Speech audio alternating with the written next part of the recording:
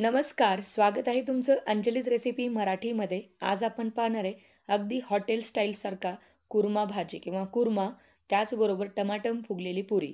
तर पुरी कशी बनवायची म्हणजे ती कायम त्या स्थितीमध्ये राहील. बऱ्याचदा असं होतं ना की आपल्या पुऱ्या म्हणजे तळताना तर फुगतात, पण त्या लगेच खाली काढल्या की बसल्या जातात. तर या सगळ्यासाठी आपण काही खास टिप्स दिलेले आहेत, जेणेकरून तुमची पुरी छान फुगली जाईल आणि अगदी हॉटेल स्टाईलमध्ये कुर्मा आपला तयार होईल. तर चला, मग आपण कुर्मा पुरी कशी बनवायची ते पाहूया. तर कुर्म्यासाठी लागणारं साहित्य सगळ्यात अगोदर आपण बघून घेऊया.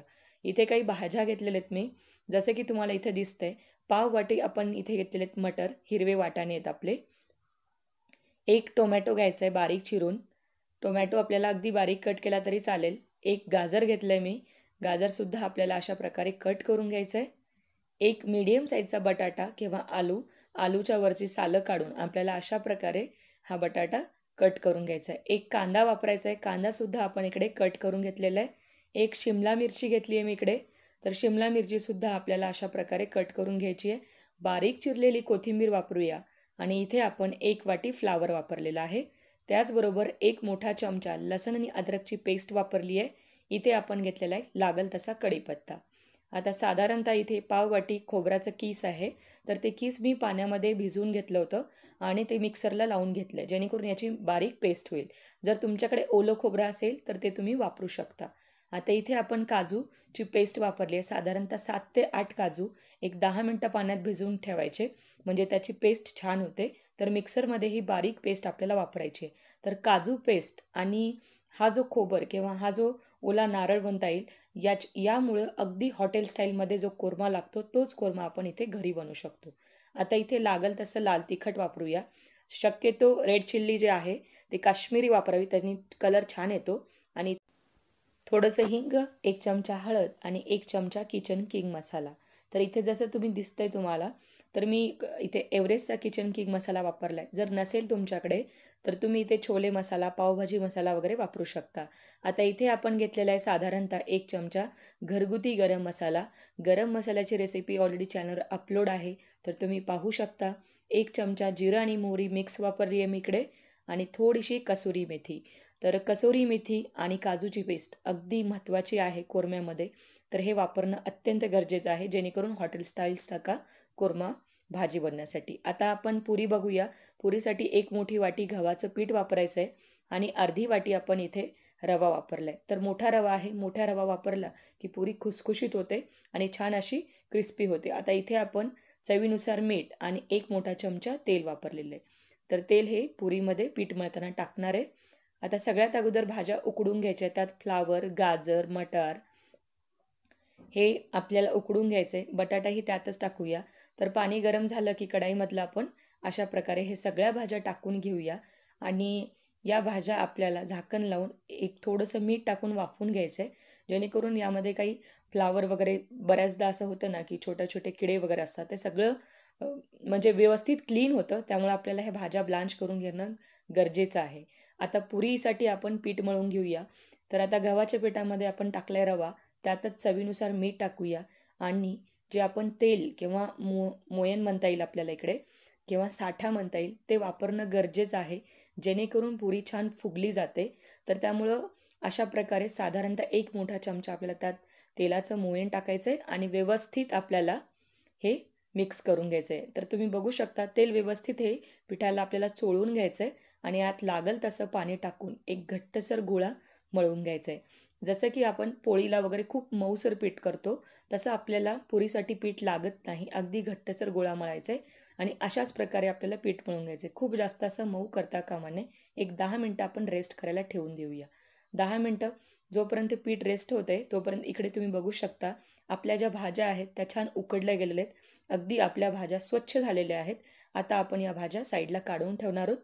तर कुर्मा भाजीसाठी फोडणी तयार करूया. तेल तापलंय, कढीपत्ता, जिरं, मोहरी मिक्स, त्यातच आपण टाकलंय हिंग. आता यात ॲड करूया लसण अद्रकची पेस्ट. आता व्यवस्थित थोडंसं असं फ्राय करून घेऊया लसण. यातच आपल्याला टाकायचं आहे एक वाटी कांदा. बारीक चिरलेला कांदा असेल तरी चालेल. खूप छान ही कोरमा भाजी होते. अतिशय चविष्ट होते आणि अगदी हॉटेल स्टाईलमधली जी ग्रेव्ही किंवा जो टेक्स्चर असतं त्या भाजीला ते सगळं आपल्याला या भाजीमध्ये मिळणार आहे. तर तुम्ही नक्की ट्राय करून बघा. आता इथे आपला कांदा थोडासा परतला की त्यात आपण शिमला मिरची आणि टोमॅटो ॲड केलेला आहे. आता टोमॅटो आणि आपली कांदा जो आहे तो व्यवस्थित मऊ झालेला आहे. अगदी छानपैकी त्याला थोडासा गोल्डन कलर आलेला आहे. तर आत्ता आपण यामध्ये टाकूया जे आपण खोबरं जी मिक्सरमध्ये पेस्ट करून घेतली होती ती पेस्ट आपल्याला यात ॲड करायची आहे. याचबरोबर काजूची पेस्ट ॲड करूया. या दोन्ही पेस्ट ॲड करून थोडंसं फ्राय करून घ्यायचं. सुरुवातीला टाकण्याचं हेच रिझन जेणेकरून खोबरं आणि जी ग्रेव्ही आहे ती थोडीशी फ्राय होते आणि मग त्यात सुखे मसाले टाकून घ्यायचे. लाल तिखट, गरम मसाला, किचन किंग मसाला, त्याचबरोबर हळद पावडर आणि लागल तशी कोथिंबीर. तर या पद्धतीने सगळं जिन्नस टाकून आपल्याला व्यवस्थित मिक्स करून घ्यायचं आहे. या पद्धतीने बघा, या मसाल्यामुळं अतिशय छान कलर येतो आणि शक्यतो काश्मीरी चिल्ली यासाठी वापरायची जेणेकरून अगदी कोरमा जो आहे तो दिसायला एकदम ॲट्रॅक्टिव्ह दिसतो, त्याला कलर छान येतो. किंवा बेडगी मिरची असेल तुमच्याकडे बॅडगी वगैरे तर तेही वापरू शकता. आता इथे आपण सगळ्या ज्या भाज्या उकडून घेतल्या होत्या त्या भाज्या यात ॲड करूया. मसाला तयार झाल्यानंतर थोडासा तेल फुटेपर्यंत मसाला परतून घ्यायचा. त्यानंतर आपल्याला सगळ्या भाज्या ॲड करायच्या आहेत. अशा प्रकारे तुम्ही बघू शकता अतिशय चविष्ट ही भाजी होते. तर बघा इथे आपण 2 मिनटं आता थोडीशी वाफ काढून घेणार आहोत. यावर थोडंसं मीठ टाकूया जेणेकरून भाज्या छान वाफल्या जातील. एक 2 ते 3 मिनटानंतर वाफ काढून घेतली आहे मी. भाज्या नरम झालेत. तर आता यात आपण पाणी टाकायचं आहे. साधारणतः 1.5 ग्लास मी इथे पाणी टाकलेलं आहे. तर हा जो कोरमा किंवा ही जी कोरम्याची भाजी आहे साधारणतः 4 लोकांसाठी इनफ आहे. त्या पद्धतीने मी हे सगळं साहित्य वापरलेलं आहे. आता यात आपण 1.5 ग्लास पाणी याकरता टाकायचं. थोडीशी ग्रेव्ही छानपैकी आपल्याला पुरीसोबत वगैरे खायला छान लागते. जर तुम्हाला थोडीशी घट्टसर आवडत असेल तर त्या पद्धतीने तुम्ही पाणी ॲड करू शकता. आता यात आपण टाकूया कसुरी मेथी. तर भाजीला थोडीशी उकळी फुटली आहे त्यामुळं मी कसुरी मेथी ॲड करत आहे. आणि सगळ्या भाज्या ऑलरेडी आपण शिजवून घेतल्या होत्या पाण्यामध्ये उकळून वगैरे, त्यामुळं खूप जास्त वेळ भाजी शिजायला लागत नाही. आता हे झाकण लावून तेल फुटेपर्यंत आपल्याला ही भाजी शिजवून घ्यायची आहे. बघा मस्त तेल फुटलेलं आहे आणि अगदी भाजीवर तर्रीसुद्धा छान तयार झालेली आहे. कोरमा आपल्या पुरीसाठी तयार. आता पुरीकडे वळूया. पुरीचं पीठसुद्धा भिजलं आहे. त्याच्या आपण अशा प्रकारे गोल गोल लाट्या बनवून घेऊया. तर लाट्या बनवत असताना अगदी मीडियम साईजच्या बनवून घ्यायच्यात, ज्या साईजच्या तुम्हाला पुऱ्या हव्या असतील. आता याला आपल्याला सगळ्यात महत्त्वाचं की याला तेल लावून घ्यायचं आहे. तेल याकरता लावायचं, सुखं पीठ बिलकुल यूज करू नका जेणेकरून तळताना पुरी करपली जाईल किंवा तेल खराब होईल सुखं पीठ जर तेलामध्ये गेल्यानंतर. आता पुरी आपण लाटून घेऊया. पुरी लाटत असताना त्याची कटं लाटायची म्हणजे पुरी छान गोल लाटली जाते.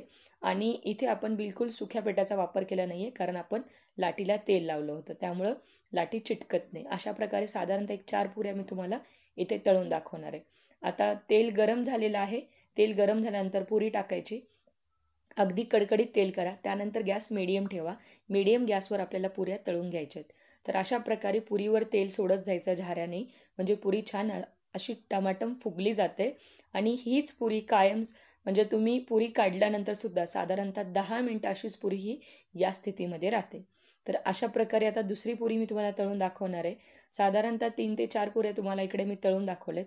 तर तुम्ही नक्की ट्राय करा. पुरीला किंवा पुरीत बनवत असताना पुरीचे पीठ घट्टसर ठेवा. लाटीला तेल लावा आणि लाटी मीडियम साईजची लाटून घ्या. तर तुमच्या पुऱ्या नक्कीच या प्रकारे टमाटर फुगल्या जातील.